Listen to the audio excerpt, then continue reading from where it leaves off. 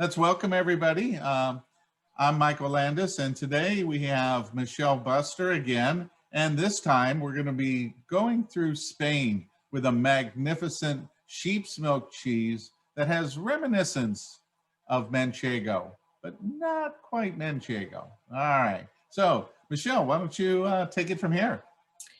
Sure, I'm gonna bah all the way. So, hi everyone.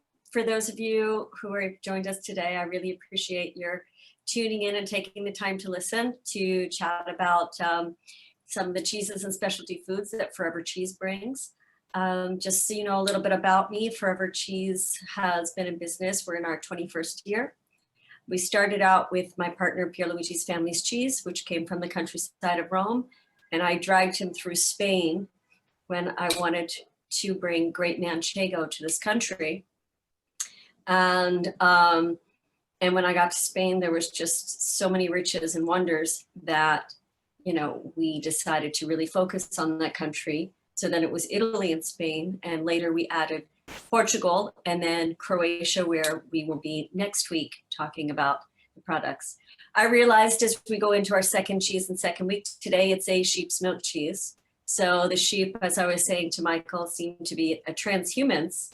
When we refer to transhumans, it's when the shepherds take the sheep or any animal, like from the valley up to the mountain or across the plains and then back in the course of from spring to fall and then back again. So since my office is in Queens, and I'm in Manhattan, I'm talking about that they kind of did their own transhumance from Queens to my house, because wherever you look, there happen to be sheep, and it seems to just go with me. And just to add a little of authenticity today, this is, if I say it right, it's a boine, but it's actually Basque, and it's what the shepherds usually wear as they're out and walking around with the animals. So I just thought I would get into character a little bit. I mean, hopefully you'll have fun with what we're doing. I have fun all the time. Well, some of the technical things aside, but I love what I do, and I love bringing all of these products to you. So our cheese today is queso de oveja a la saffron, but I figured that to just call it saffron cheese or saffron sheep cheese. So I was trying to come up with a name of it, and one of my customers also helped with the name. I wanted something, it's golden if you look at it, and it's gold because of the saffron. And we're all famous with that yellowish gold color from if you've used it to make a paella or in any other dishes. And it's one of those aromatic, wonderful spices that come from Spain that is amazing, inimitable, and to actually find a cheese that is of such good quality so that I'll hold my head up to sell it. It makes me very happy. So we call it golden fleece to refer to a sheep, to the wool of a sheep, and golden for its color. So this is the cheese. This is, in the Spanish, it does say sheep's milk with saffron. And Antonio is the cheesemaker, and I talked to him today on the phone. Let me just point out that these yellow blotches is where, like, the stamens and the saffron, you can actually see it there. So if anybody says, oh, that's probably just like the coloring, the powder, it has real saffron in it. And I mean, you can see it also in the price that it's reasonable, but not inexpensive, because saffron is a very expensive ingredient. And then there's all qualities of it as well. Antonio is the cheesemaker in this case. And I've sort of known Antonio for many years because he used to work for another cheese producer of mine, always making Manchego, because Antonio is from the region of La Mancha, where Manchego is made. So I'll give you some background just about Manchego cheese, since it's such an important cheese right now in our country, in our lives. And Manchego is a DOP cheese, which is denomination of origin protected, which means it can be made in only of the region of Castilla La Mancha. You can be made around Cuenca, around Toledo, Ciudad Real, and also Albacete. So those are the areas you can go, but it's smack in the center of the country. And I think we have a map further on that shows that too. Anyway, this is a cheese that is very emblematic, but very problematic in our country, because There's a lot of different ages, and there's a lot of different qualities, and you can find all different ranges of prices here. Some things, it depends if it's pasteurized, if it's raw milk, is it artisan, is it factory made? Do they buy milk fresh? Do they freeze it? Are they really using 100% Manchego sheep's milk? There are not enough Manchego sheep to produce all the milk that we need for all the Manchego cheese that's sold in the world. So something doesn't quite add up everywhere, but we can't figure it out. When I bring in cheese, one of the couple things that's important to know is there's always a seal. And since this wasn't a class about Manchego, I don't have all of the extra things to show you. But every wheel of Manchego has a seal with 2 wheels of cheese on it. And then it has a number on the bottom.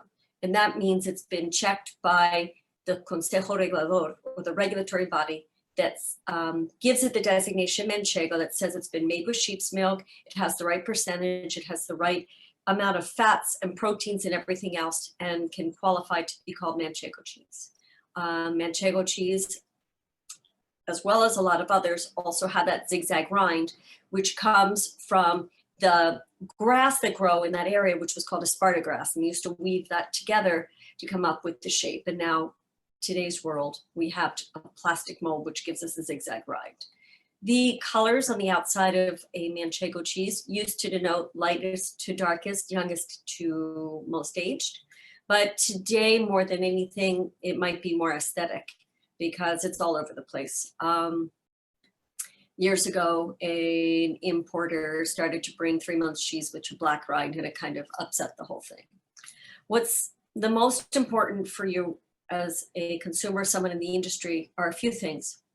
What is the flavor profile of the cheese that you are having?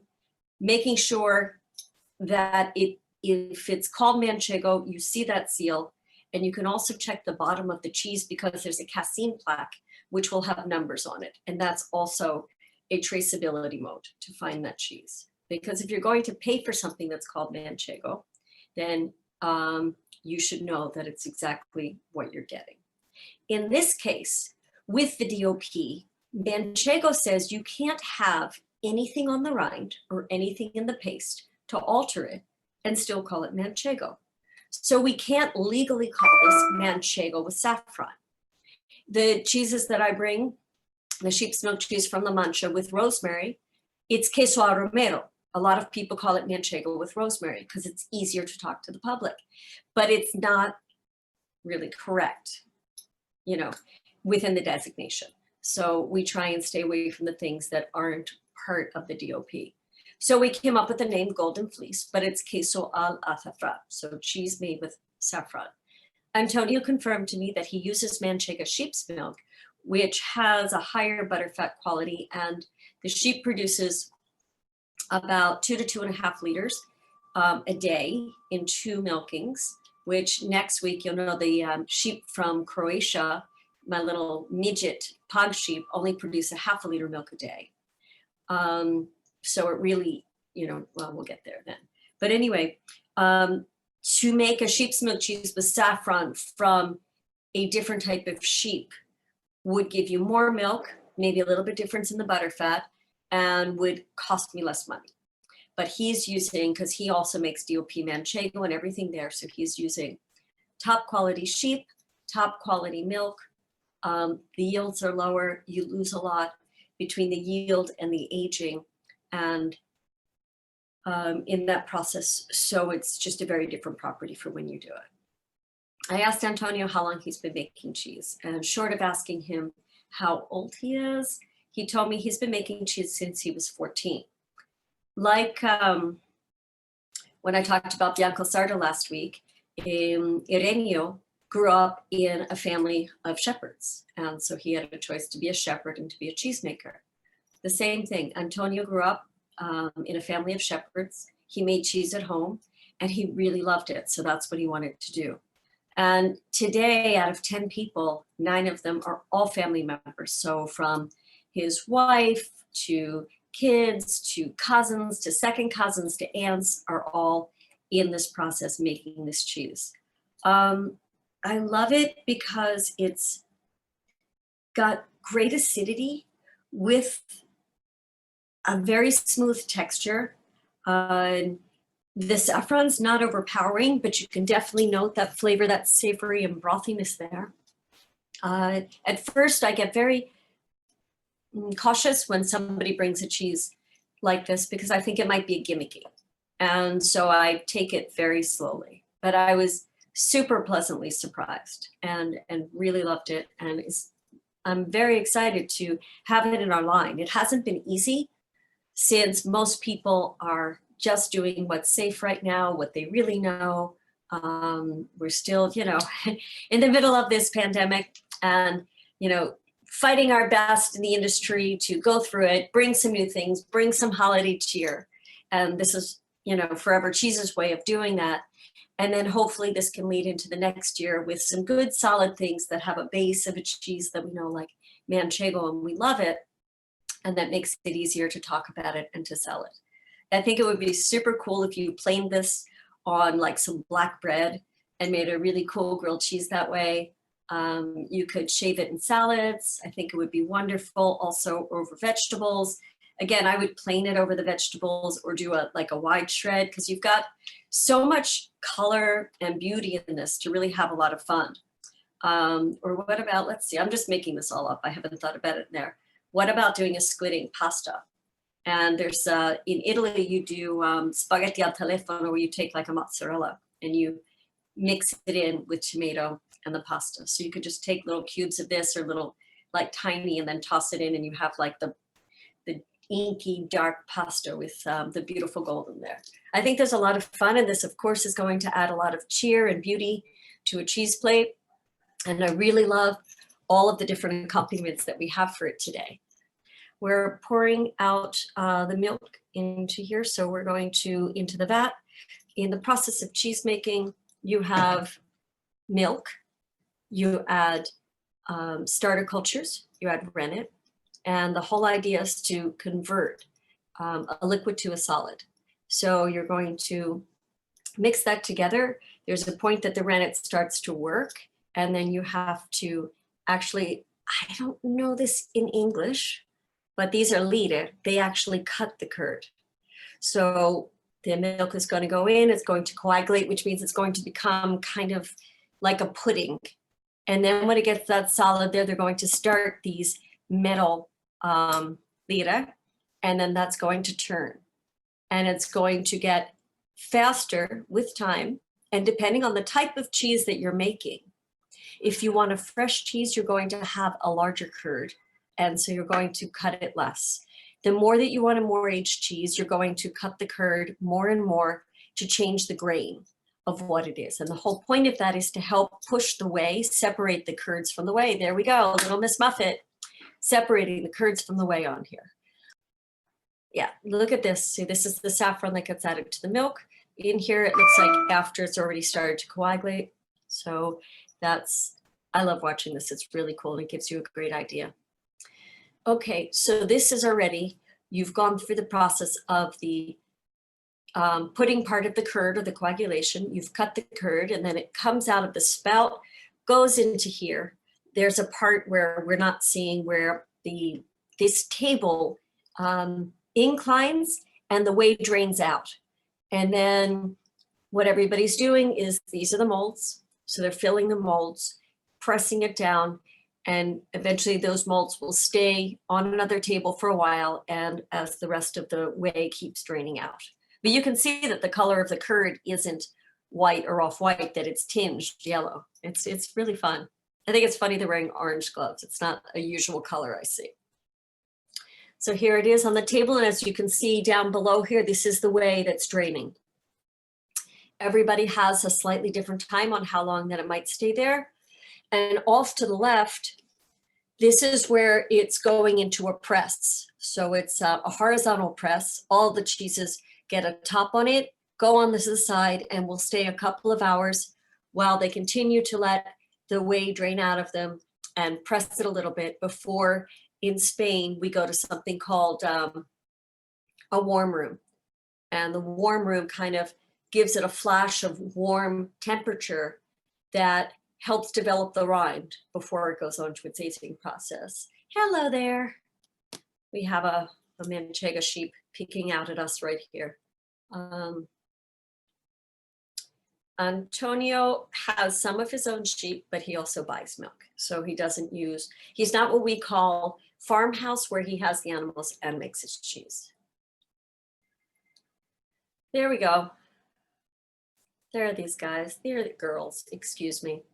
So just some more pictures for you to see some sheep, which, as you know by now, I really love.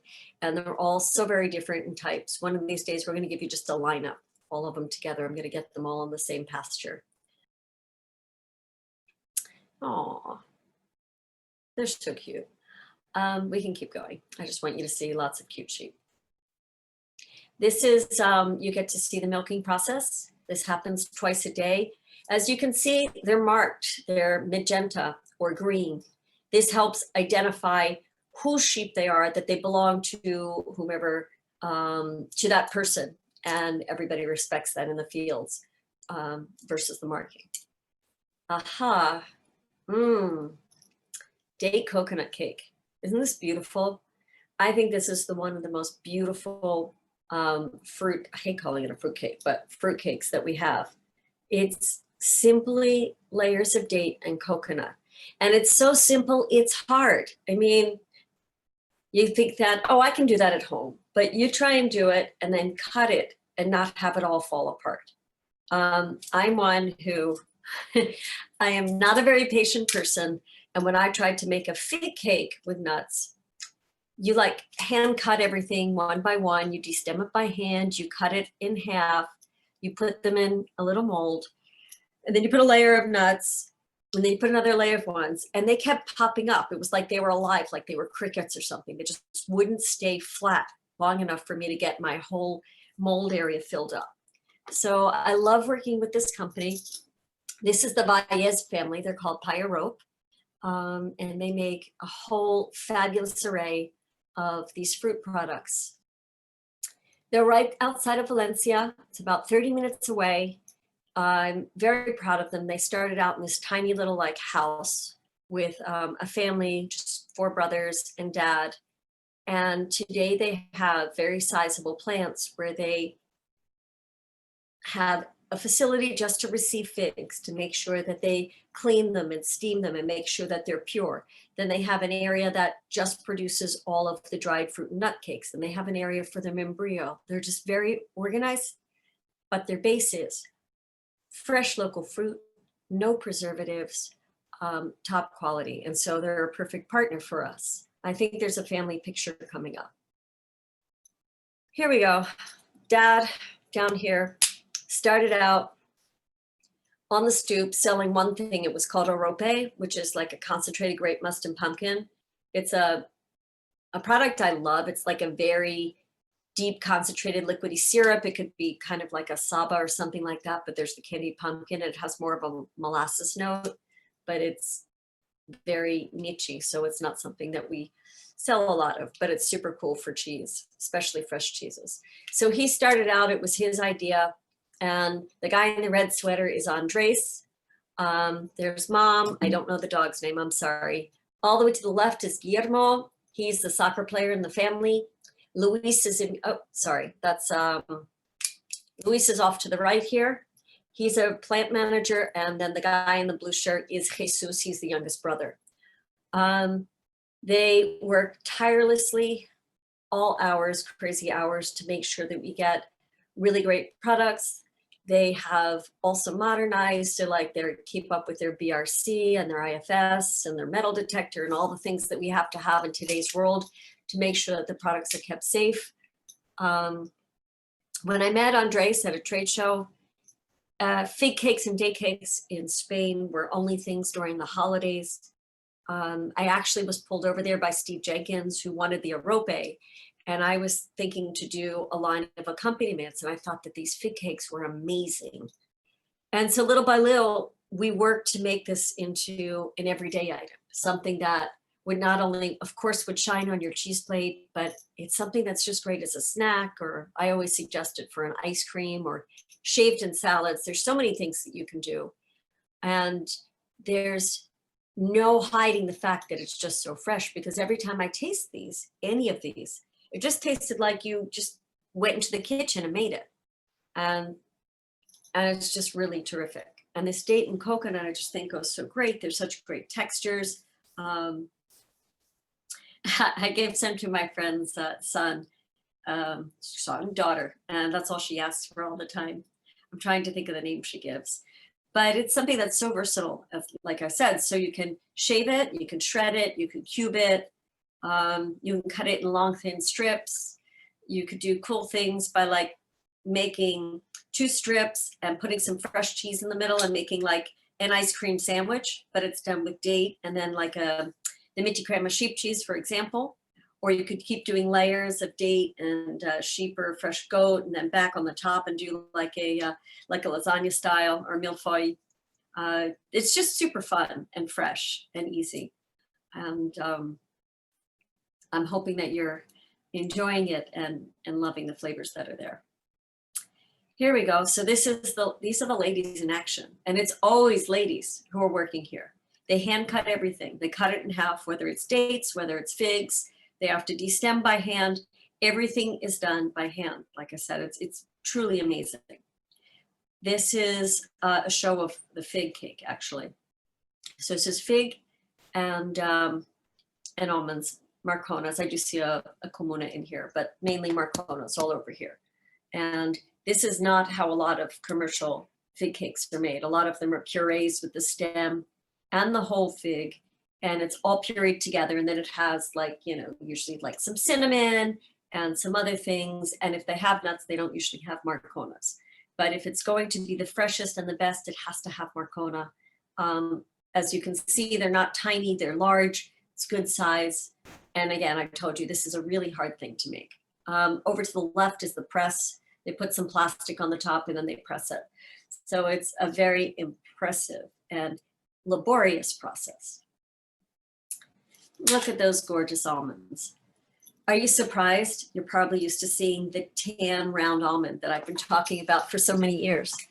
After eating thousands of kilos of my favorite almond, I know I'm not supposed to say that because I sell other almonds. And last week we talked about the wonderfully floral redolent pizzutas, but the Marcona still has my heart. Softer, rounder. But if we love them skins off fried and salted, why wouldn't we love them skin on? So I started to eat them raw with the skin. And then I wanted to do a trial because all of the skinless, all of the peeled Marconas fried and salted are done with sunflower oil because I didn't want using olive oil, one, which has to be done at a lower boiling point, and two, I didn't want that flavor to overpower the nut. So somehow by having that gorgeous skin, like a little bit more tannin to the nut, gives you a little bit more texture to fry it in olive oil and have the salt. And for some people who don't like so much oil in the big 5 kilo tubs that we sell of the other Marconas, this has less oil because it's packed in a bag. But just to say that those of you who sell Marconas and get frustrated sometimes if there might be a little more oil than you want in the bottom of the tub, let me explain to you why it's there. When I first started looking for Marconas and I didn't know the name, it took me 10 years to find out what they were called. And that was thanks to a company in Spain where I went on a visit and I learned about calibrating almonds, that there were hundreds of different varieties of almonds, and finally learned that the one I loved in Spain was called the Marcona, and that the Marcona almond only flowers in March. Oh, excuse me, only flowers in February, whereas all the other almonds flower in March. So it's a much more delicate product. In February, there's much more likelihood for freezes, for sleet, for something that can kill off those flowers, and for there to be a poor crop, a lower crop, or something that happens. And so it's very volatile. And that's one of the things that cause such a high price of the Marcona almonds. I also learned that the Marcona always should be fried and not toasted, because toasting it is at a higher point and more heat and you'll damage it. So you want to fry it. And you want to fry it in small batches. when I started to, I went to the States, started to look around because I wanted to bring these in and I wanted to see if they existed. I found them in a few places only, and I found them in retail packages, and I found them usually hidden on somebody's shelf. And when I opened them and tasted them, it tasted like sawdust. And that's because the salt was all on the bottom. They were dry, and I didn't want such a beautiful product to have my name on it and end up like that.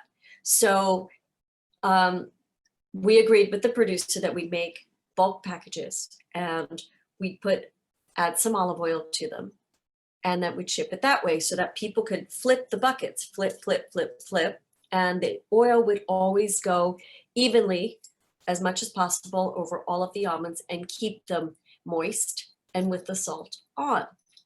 And you can't sit there with an eyedropper, because imagine the cost of your product if you got that. And the almond actually like absorbs the oil. So you actually don't know what remains and what doesn't remain because you don't know what it's going to absorb. So those are all the different variables why you don't know. But I'd rather have more than less, because you can always drain that if you need to drain it. But if you don't have enough, then the salt's going to fall off and they're going to taste kind of stale. With the Marcona, with the skins, they seem to have a little bit more base. Like I said, they're protected more and they're in a bag, so the oil kind of stays more evenly coated.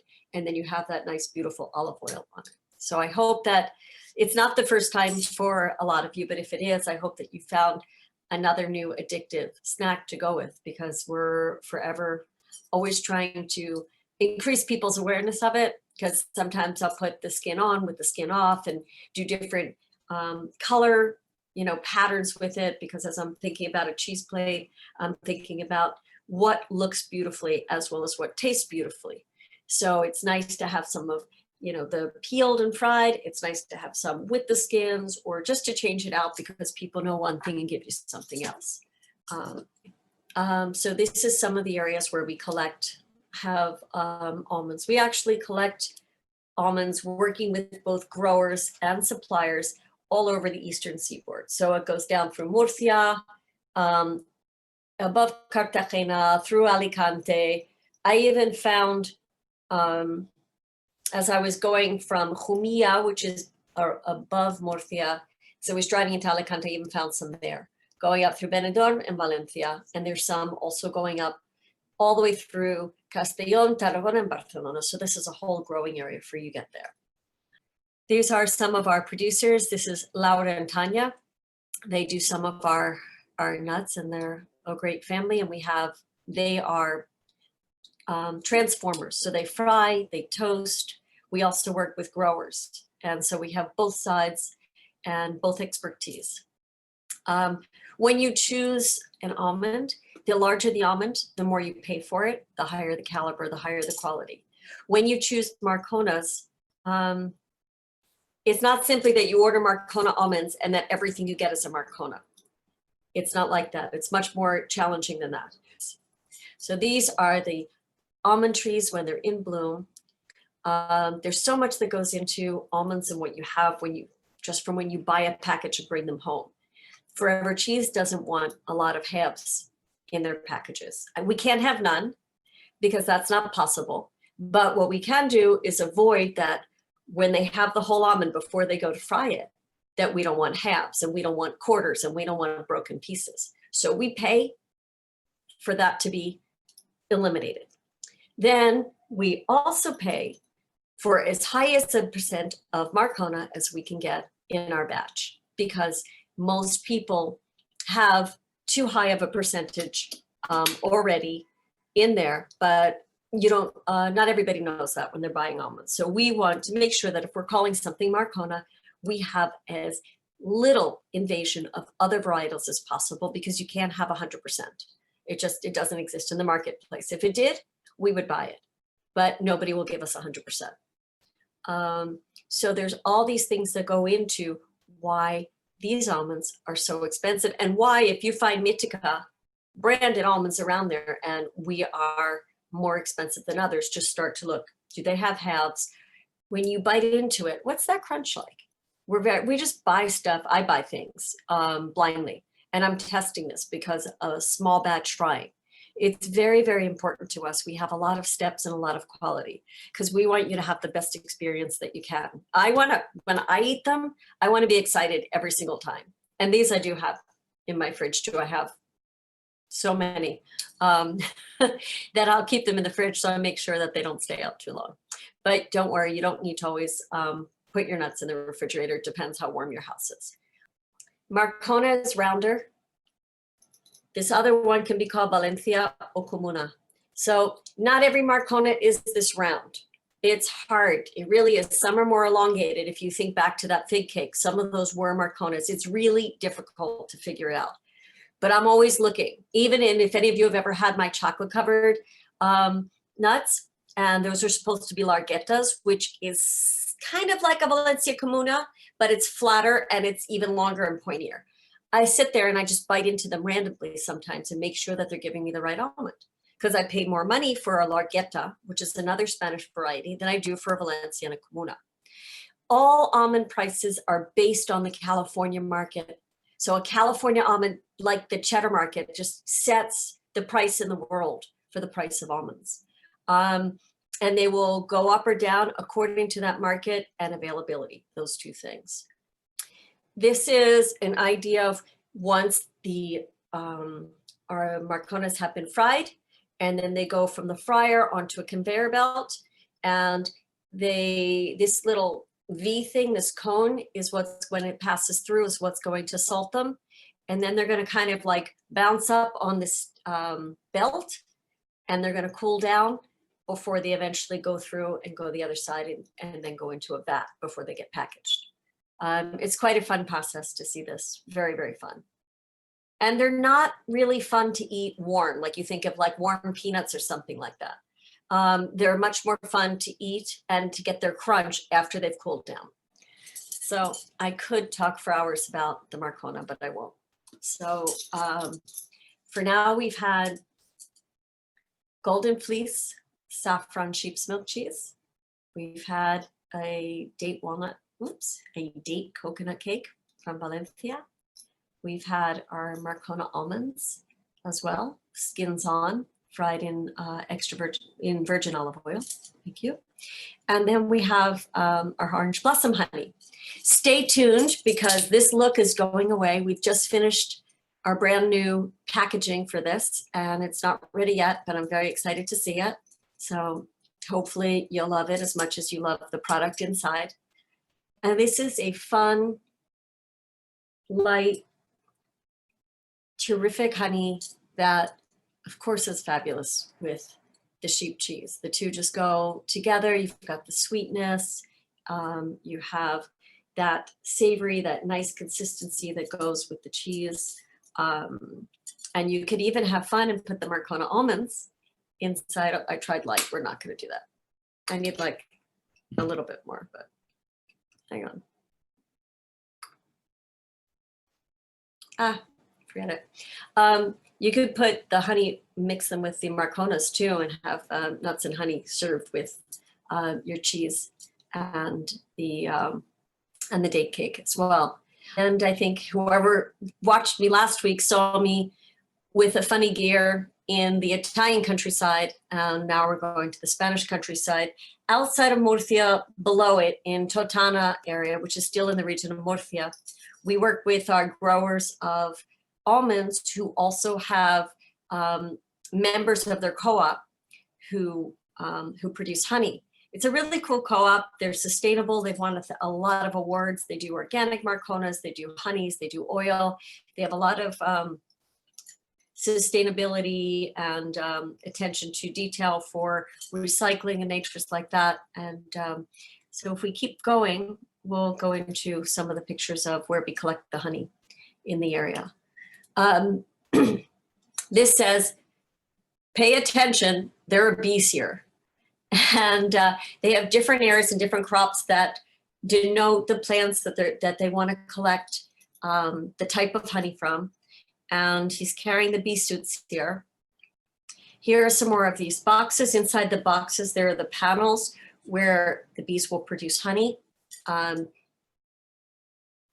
Here's part of the suit that we have here as well.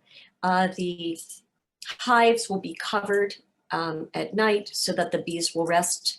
And this is right before they're going to take them out. There was like, they would use like smoke to in the area, and they'd go very early morning because that's when the bees were happier outside.